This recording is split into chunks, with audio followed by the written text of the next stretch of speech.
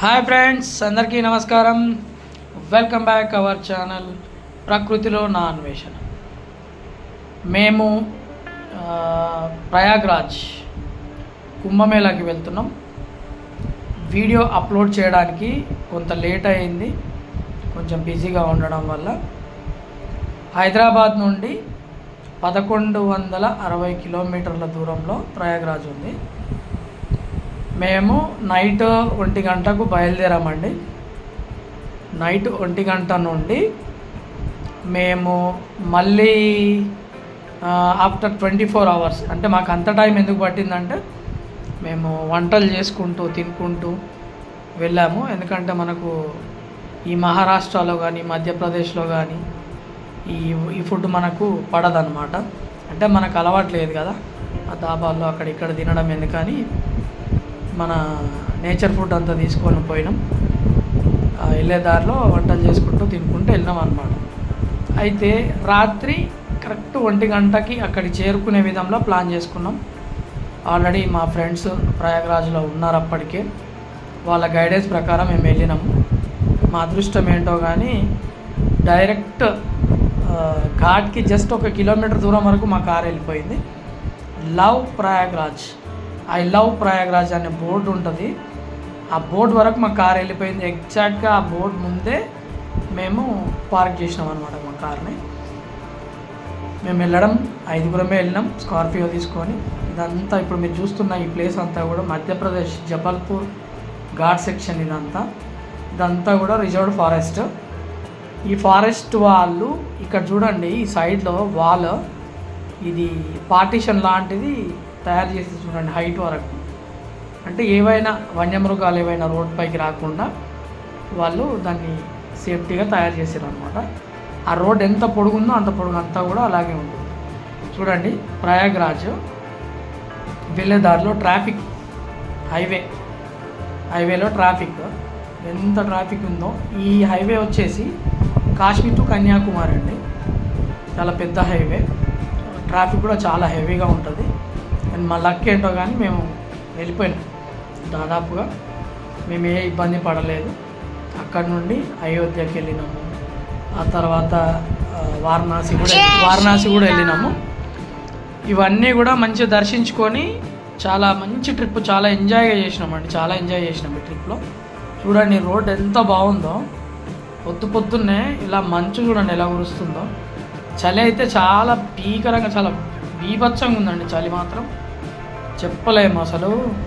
Water bottle చేతిలో పట్టుకుంటే లోపలంతా సైడ్లో మొత్తం ఐస్ ఫామ్ అయిపోయింది.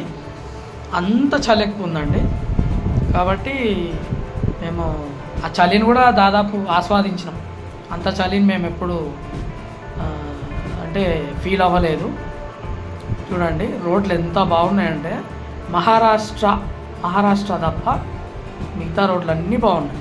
మన తెలంగాణలో రోడ్లు బాగున్నాయి, మధ్యప్రదేశ్లో రోడ్లు బాగున్నాయి, యూపీలో రోడ్లు బాగున్నాయి. మహారాష్ట్ర రోడ్లు ఒకటి కొంచెం ఇబ్బందికరంగా ఉన్నాయి. అయినా కూడా ఏం ఇబ్బంది లేదు, వెళ్ళొచ్చు. అయితే ప్రయాగ్రాజ్ వరకు చేరుకొని అక్కడ మేము వెహికల్ పార్క్ చేసేసి మేము మన త్రివేణి సంగమంలో స్నానం చేసి అక్కడున్న గుళ్ళన్నీ దర్శనం చేసుకొని మేము అయోధ్యకు పయనమైన ముందు. ఇది అయోధ్యకి వెళ్ళే దారే. చూడండి ఎంత బాగుందో అయోధ్యకి వెళ్ళే దారి.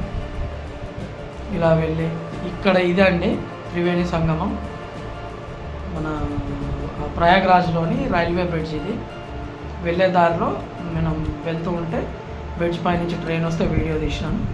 ఇది ఆర్చ్, ఎంట్రన్స్ ఆర్చ్. ఇది త్రివేణి సంగమానికి వెళ్ళే ఎంట్రన్స్ ఆర్చ్. చూస్తున్నారా జనాలు ఎలా ఉన్నారో.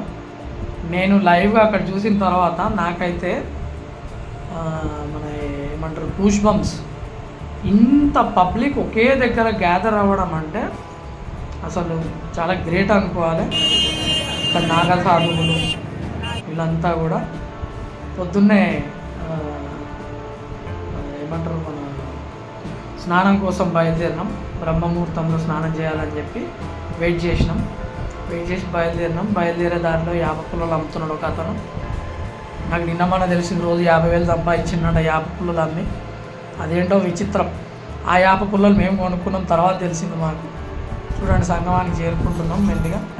అవన్నీ కూడా లోకల్ వెహికల్స్ అండి, దాదాపు సిటీ బయటే ఆపేస్తున్నారు. అది మాదే వెహికల్ ముందెళ్తుంది, స్కార్పియో. ఇక్కడ నుండి నడుచుకుంటూ దాదాపు 1.5 కిలోమీటర్న్నర, ఇంచుమించు ఒక 1.5 కిలోమీటర్ నడుచుకుంటూ వెళ్ళాలి.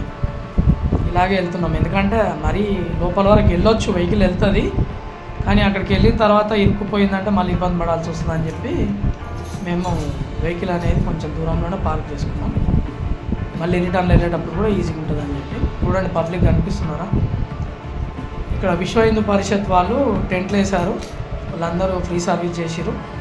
నెక్స్ట్ ఇస్కాన్ టెంపుల్ వాళ్ళు కూడా ఫ్రీ ఫుడ్ డిస్ట్రిబ్యూట్ చేసిరు.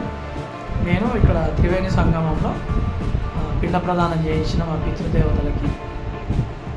చూడండి జనాలు, ఎంత జనాలు ఉన్నారో.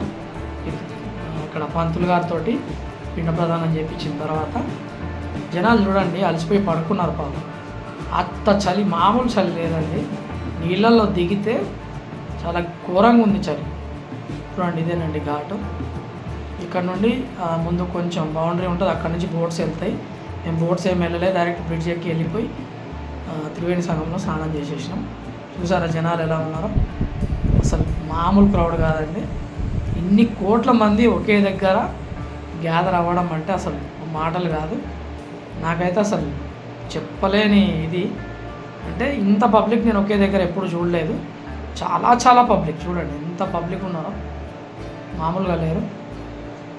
కానీ ఏర్పాట్లు మాత్రం అండి అదుర్స్, మామూలుగా లేవు ఏర్పాట్లు. టాయిలెట్స్ లక్షల్లో ఉన్నాయండి, టాయిలెట్స్ 1-2 కాదు.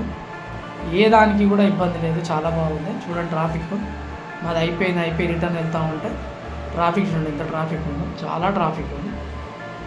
దయచేసి మన ఛానల్ని సబ్స్క్రైబ్ చేసుకోండి, మంచి మంచి వీడియోస్ మీకు అందిస్తూ ఉంటాను. అందరికీ నమస్కారం. జై హింద్, జై భారత్, జై జవాన్, జై కిసాన్. ఇదే లవ్ ప్రయాగ్రాజ్, దాని ముందే మన వెహికల్ని పార్క్ చేసినాం, అప్పుడు తీసుకున్న ఫోటో అండి అది.